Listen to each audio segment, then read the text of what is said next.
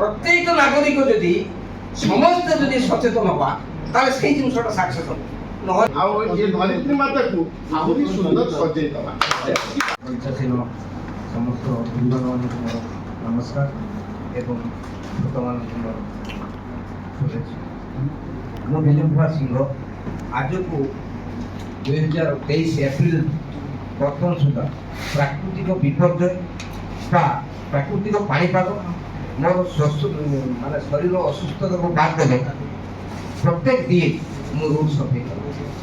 ଆପାତତଃ ଆପଣଙ୍କର 2 ଘଣ୍ଟାରୁ ସେସବୁ କାମ କର ନା ପ୍ରଥମ ଫେଜ୍ରେ ଆପଣମାନେ ଆମର ଯେଉଁ ଉତ୍ତର ବାଲେଶ୍ୱର ଯେଉଁମାନେ ଅଛନ୍ତି ବିଶେଷ କରି ବସ୍ତାରୁ ଜଳେଶ୍ୱର ଭୋଗରାଇ 2ଟା ଟାଇମ୍ ଯେଉଁ ଆପଣଙ୍କର ଖରିଫ ଚାଷ ଏବଂ ରବି ଚାଷରେ ଯେଉଁ ଆପଣଙ୍କର ହାର୍ଭେଷ୍ଟର ଗାଡ଼ି ଧାନ କଟା ସମୟରେ ଏବଂ ଟ୍ରାକ୍ଟର ଯେଉଁ କୁଟା ମାଟି ସବୁ ରାସ୍ତାରେ ଜମାଏ ଏମିତି ବି ଆପଣଙ୍କର କଂକ୍ରିଟରୁ 4 ଇଞ୍ଚ ପର୍ଯ୍ୟନ୍ତ କଂକ୍ରିଟ ଦେଖାଯାଏ।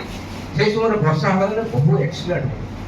ମୁଁ ସେଇ ସବୁ କ'ଣ କଲି 2023ରେ ଆପଣଙ୍କର 2 କିଲୋମିଟର ମୋ ଘରଠୁ NH60 2 କିଲୋମିଟର କୋଦାଳରେ ଚାଲିଛି ସଫଳ।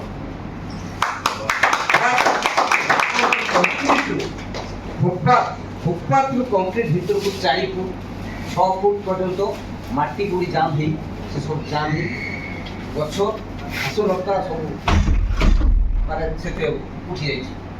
ତାକୁ ମଧ୍ୟ ମୁଁ ଆଗେ ଘାସ କାଟି ସେଇ 2 କିଲୋମିଟର ପର୍ଯ୍ୟନ୍ତ ତାକୁ ସଫା ହେଲା ପରେ କୋଦାଳରେ ପୁଣି ଚାଞ୍ଚି କଂକ୍ରିଟରୁ 6 ଫୁଟ 4 ଫୁଟ ଭିତରକୁ ଯେଉଁ ମାଡ଼ି ଯାଇଥିଲା ତାକୁ ଫିଙ୍ଗିଲି।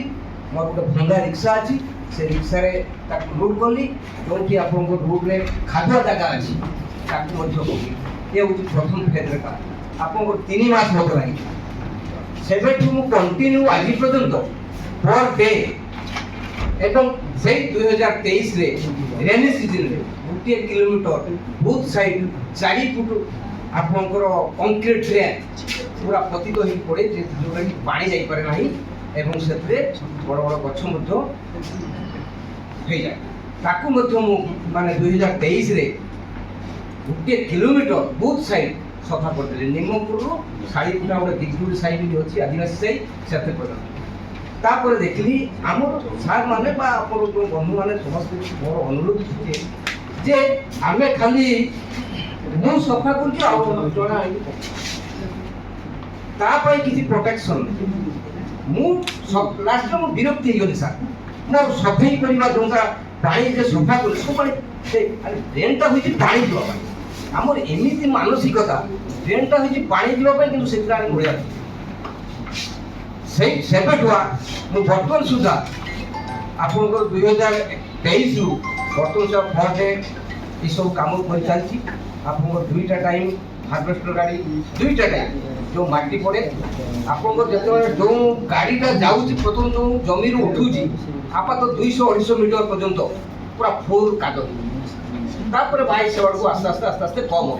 ତାକୁ ପ୍ରତ୍ୟେକ ବର୍ଷ 2ଟା ଟାଇମ୍ ସଫା ବର୍ଷା ହେବା ପୂର୍ବରୁ ମୁଁ ତାକୁ ସଫା କଲି ପୁରା ଉଠେଇ ପକେଇଲି ଇଏ ଗଲା। ତାପରେ ଆପଣଙ୍କର କ'ଣ ରାସ୍ତାରେ ଝାଡ଼ୁ ମାରିବା ବେଲଚା ରଖିଛି ବେଲଚାରେ ତାକୁ କାଦୁଅ ପକେଇବା ପ୍ରଥମ ଶୁଖିଲା ସମୟରେ ଯେଉଁ ବାଲି ଧୂଳି ହେଇଯାଉଛି ଯେତେବେଳେ ଗାଡ଼ି ଯାଉଛି ଯେତେବେଳେ ବର୍ଷା ନାହିଁ ତାକୁ ଅଛି ସେଇ ଯେଉଁ ସ୍ୱଚ୍ଛ ଭାରତ ଭଳିଆ ଯେଉଁ ଝାଡ଼ୁ ଲମ୍ବା ଇଏ ସବୁ ତିଆରି କରୁଛି ସାର୍।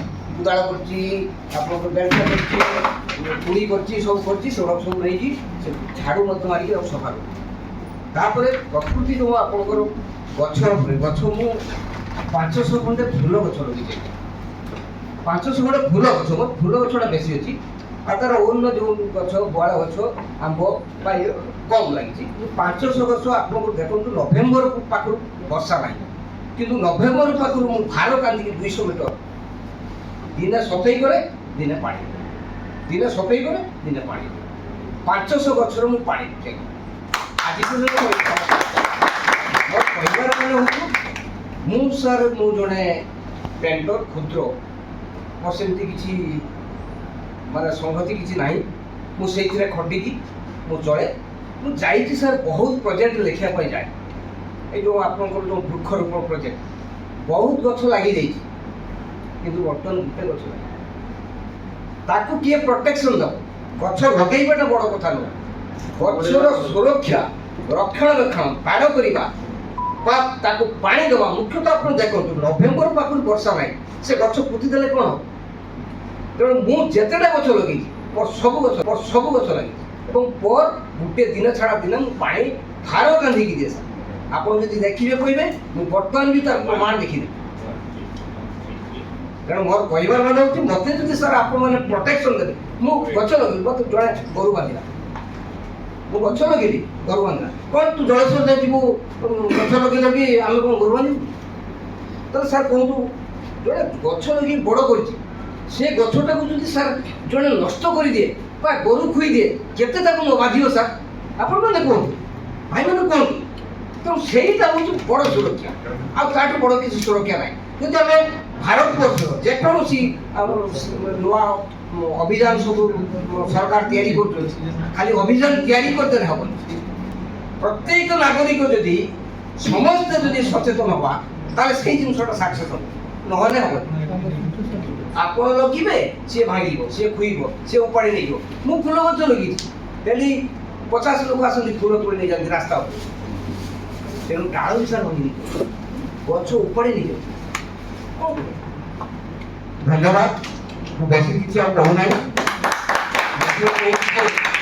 ଆଜି ଯେଉଁ ବିଶ୍ୱ ପରିବେଶ ଦିବସ ବା ଜଙ୍ଗଲ ପରିବେଶ ଓ ଜଳବାୟୁ ପରିବର୍ତ୍ତନ ଯାହା ତରଫରୁ ମୋତେ ଯେଉଁ ଆଜି ଯେଉଁ ଆୱାର୍ଡ ଦେଲେ, ସେଥିରେ ମୁଁ ମୋ ନିଜକୁ କୃତଜ୍ଞ ମନେ କରୁଛି। ଆଉ ମୁଁ ବିଶେଷ କିଛି କହୁନାହିଁ। ଏଥିରେ କହି ମୁଁ ମୋର ବକ୍ତବ୍ୟ ରଖୁଛି। ଯଦି ମୋର କିଛି କହିବାର ଭୁଲ ଦୋଷ ତ୍ରୁଟି ଥିବ, ଆପଣମାନେ ମୋତେ କ୍ଷମା କରିବେ। ठीक है जोगी बाबू हाँ आपन को कथाबार्ता रे आपन को परिवेश प्रति जो उन्मादन अछि आज्ञा से शब्द लागि होछि आज्ञा तो आपन एकुटे केते कहि छै आज्ञा मोर जो अनुरोध जिला परिवेश समिति तरफ आपन गुटे अनुरोध आज्ञा आपन निजे करंतु आज्ञा आपन को देखि अन्य माने अनुप्राणित होतु सर। एटा को केमति आपन मन माने कि अनुप्राणित होते आपन ଟିକେ सेही लाइन रे भी ସାର୍ ଶୁଣନ୍ତୁ ସାର୍, ଆପଣ ସାର୍ କାଠ ବାଟରେ ସବୁ ପ୍ରଚାର ଲେଖାଯାଉଛି, ୱାର୍ନିଂ କରାଯାଉଛି। ସମସ୍ତେ କୋन କରୁଛନ୍ତି ସମସ୍ତେ କହୁନାହାନ୍ତି, ମୁଁ ତ କରିକି ଦେଖାଉଛି, ଦେଖିଲା ପରେ ଲୋକ ପରିବର୍ତ୍ତନ ହୋଉନି ଆଉ ମତେ କହିବେ ସେଇଟା ହେଲା ବିଡ଼ମ୍ବନା। ଏଇଟା କଣ ସେଇଟା ହେଲା ତାପୁଡୁଛି? ୟାର କିଛି କାମ ନାହିଁ ସାର୍, ସାର୍। ୟାର କିଛି କାମ ନାହିଁ। ଡେଲି ସକାଳ ବେଳେ ତାପୁଡୁଛି, ମୁଁ ରାସ୍ତାରେ ସଫା କରୁଛି, ଘାସ ଉପୁଡୁଛି, ଘାସ କାଟୁଛି, टाइटा पूरा करिवे थटा ଲାଇଟ୍ ତ ଦୁନିଆ ସାର୍। ଇଏ କଣ ସବୁ ଭଲ କାମ ଆଉ କରିସାରିଲେ ଆପଣ ଲୋକଙ୍କୁ- କଣ କହିକି କଣ କରିବେ? ଜଣେ ବା ଡ୍ରେନରେ ପକେଇଲା ଅଳିଆ, ମୁଁ ତାକୁ କହିଲି ମୋ ଉପରେ ବାପୁ ପୁଅ ପିଟିବା ପାଇଁ ଆସିଲେ, ତୁ କାହିଁ କହୁଛୁ? ତୁ କଣ ତୋ ବାପ ଜାଗା, ଏଟା ମୋ ଜାଗା, ମୁଁ ପକେଇଲି, ଗାଁ ସାରା କେହି କହୁନି, ତୁ କାହିଁ କହୁଛୁ? କଣ କହିବି? ସେଟା ମୁଁ ଏଇଠି ସାର୍ ସଫା କରୁଛି, ସେଇଠି ପତର ପକଉଛୁ। ମୁଁ ଏଇଠି ସଫା ତେବେ କରୁଛି। ଆପଣଙ୍କ ଦାୟିତ୍ୱ ରହିବ ଆଜ୍ଞା ସାର୍। ଆପଣ ଆପଣଙ୍କ ଭଳି ଆଉ କିଛି ଲୋକ ସୃଷ୍ଟି କରନ୍ତୁ ସାର୍ ମୁଁ ତ କହୁଛି, ମୁଁ ତ ଡାକୁଛି, କିଛି ଶୁଣିବା ପାଇଁ ନାହିଁ। ଆପଣଙ୍କର ଯୋଉଠି ଅନୁଷ୍ଠାନିକ କାର୍ଯ୍ୟ, ମୁଁ ଚେଷ୍ଟା କରୁଛି। ଆପଣଙ୍କର ଦେଖନ୍ତୁ ଯୋଉଠି ଅନୁଷ୍ଠାନିକ ପୂଜା ପଦ୍ଧତି ହଉଛି, ସେଇଠି ବେଶୀ ପିଲା। ଯୋଉଠି ପୂଜା ପଦ୍ଧତି ହଉଛି, ଆନୁଷ୍ଠାନିକ ସାଂସ୍କୃତିକ କାର୍ଯ୍ୟକ୍ରମ ହଉଛି, ସେଠି ବେଶୀ ପିଲା। ୟଙ୍ଗ ଟୁକା କାହିଁକି ନା ବେଶୀ କିଛି କହିବିନି, ସବୁ ଚାଲିଛି, ଏଠି କେହି ନାହିଁ, ଏଠି କେହି ନାହିଁ। ଆଉ ସାର୍ ମଜା କଥା ଅଛି, ଆପଣ ଯଦି ଟିକେ ସମୟ ଦେବେ ମୋତେ କହିବା ପାଇଁ, ମୁଁ ଆହୁରି କହିବି। ଟିକେ ସାର୍ ଗୋଟେ ମିନିଟ୍, ଆଉ କେବଳ ବସା। ଦେଖନ୍ତୁ, ମୁଁ ଯେତେବେଳେ ପ୍ରଥମ ଷ୍ଟାର୍ଟ କଲି, ମୋତେ 2-5 ଜଣ ମୋର ବନ୍ଧୁ ଫୁଲ୍ ସପୋର୍ଟ କଲେ। ପ୍ରଥମ ତ ଲେଲିନ କୁମାର ପ୍ରଧାନ, ଏବେ ଭାଇସ୍ ପ୍ରେସିଡେଣ୍ଟ, ତାଙ୍କ ୱାଇଫ୍ ଅଛନ୍ତି ଅନୁଷା ପରିଷଦରେ। ମୁଁ ଯେତେବେଳେ ପ୍ରଥମ ସଭା କଲି, ସେ ମୋତେ ଆଜି ପର୍ଯ୍ୟନ୍ତ ସବୁଦିନ ସିଏ ଉତ୍ସାହିତ କରିଯାନ୍ତି। ତ ମୁଁ ତାଙ୍କରି ଉତ୍ସାହିତ 4-5 ଜଣ ଏମିତି। ଆଚ୍ଛା ହଁ ବହୁତ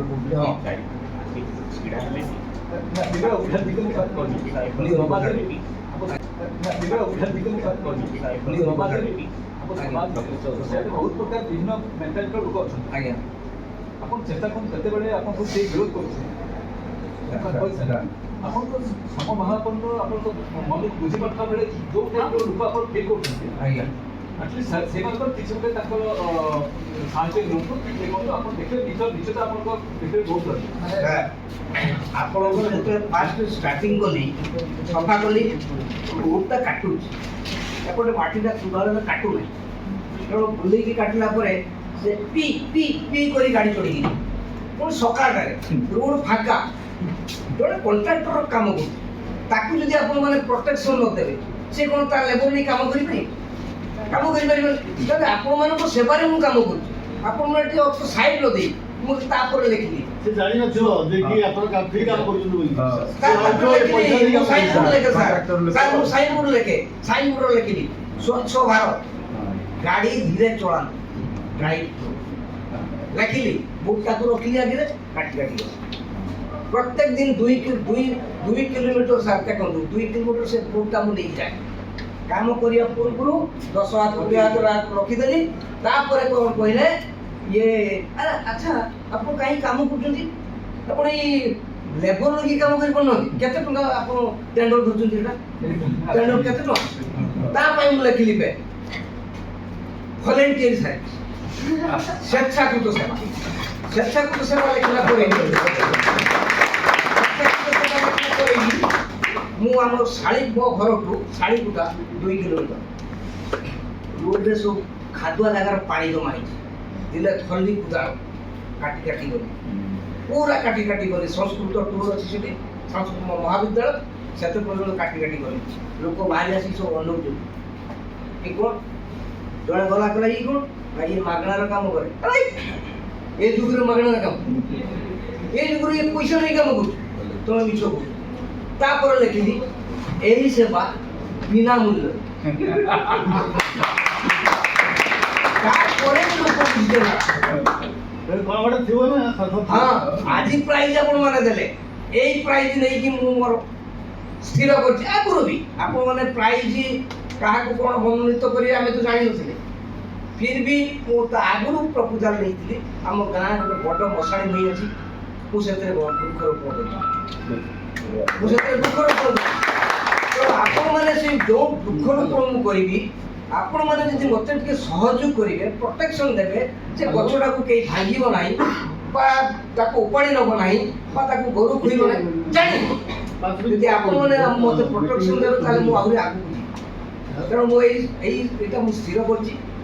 ତେଣୁ ଆପଣମାନେ ମୋତେ ଯଦି ସାହାଯ୍ୟ କରିବେ, ମୁଁ ନିଶ୍ଚିତ ଆଗକୁ ବଢ଼ିବି। ଶୁଣନ୍ତୁ, ଆପଣଙ୍କ ପାଇଁ ଗୋଟେ ବାର୍ତ୍ତା ଦଉଛି। ଆପଣଙ୍କର ସେବା ସମାଜର ପିଢ଼ି ପାଇଁ, ଆଗାମୀ ଦିନ ପାଇଁ ମଧ୍ୟ ଗୋଟେ ସାମ୍ପୁଲ ଭଳିଆ ରହୁଛି, ଯେଉଁମାନେ ଦିଗ୍ଦର୍ଶନ ଆଜ୍ଞା। ଆଉ ଆମେ ସମସ୍ତେ ଆଜିର ଦିନରେ ବିଶ୍ୱ ପରିବେଶ ଦିବସରେ ମନେ ରଖିବା କଥା ଆଜ୍ଞା ଯେ ଆମେ ଏଇ ଯେଉଁ ପରିବେଶ ଏନଭାରମେଣ୍ଟ, ଯେଉଁ ଆମର ବିଶ୍ୱ ଆର୍ଟକୁ ଯେଉଁ ପାଇଛେ, ଆମର ବିଶ୍ୱ ମାତୃମାକୁ ଯେଉଁ ଆମେ ପାଇଛେ, ଆର୍ଟରେ ଯେଉଁଠି ଆମେ ରହୁଛେ ଏଇ ଧରିତ୍ରୀରେ, ଏଇଟା ଆମର ପୈତୃକ ସମ୍ପତ୍ତି ନୁହେଁ। এইটা মনে সমস্তে রখিয়া উচিত যে এটাকে আমি ধারে আনিছু আম আগাম পিঢ়ি ঠারু আম পিলা পিঢ়িঠু আমি ধারে নেইছু। অর্থাৎ কোন আমি যেমিতি পাইছু বা তাঙ্কটু যেতিকি ধার আনিছু, গলাবেলে তাঙ্কু সেতিকি সুঝেই ଦେଇକି ଯିବାର ଅଛି, ତାଙ୍କୁ ସେତିକି ହସ୍ତାନ୍ତରିତ କରିକି ଯିବାର ଅଛି, ବରଂ କିଛି ସୁଧ ଦେଇକି ଅଧିକ ସୁନ୍ଦର କରିକି ଯିବାର ଅଛି। ତେଣୁକରି ଏଇ ଚିନ୍ତାଧାରା ନେଇକି ଆମେ ସମସ୍ତେ ଆଗକୁ ବଢିବା ଆଉ ଏ ଧରିତ୍ରୀ ମାତାକୁ ଆହୁରି ସୁନ୍ଦର ସଜେଇ ଦେବା।